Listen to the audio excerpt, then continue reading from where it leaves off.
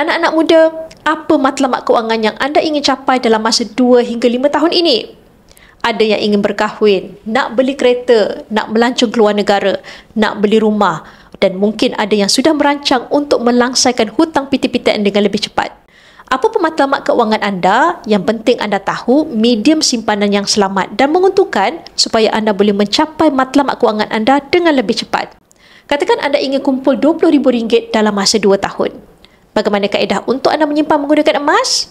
Pertama sekali, anda boleh letakkan target simpan RM800 secara konsisten setiap bulan selama 24 bulan atau 2 tahun. Cukup 2 tahun, anda akan ada sekitar 40 gram emas dalam akaun. Harga emas sekarang adalah pada paras RM465 per gram.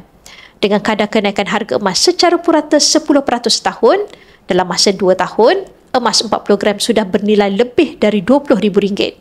Dengan akaun Gap, anda mempunyai fleksibiliti untuk simpan sahaja emas dalam akaun atau anda boleh keluarkan emas dalam bentuk fizikal mengikut pilihan saiz emas yang ada, sama ada dalam bentuk gold bar atau dinar. Simpanan ini tanpa cas tersembunyi, mudah dan patuh syariah.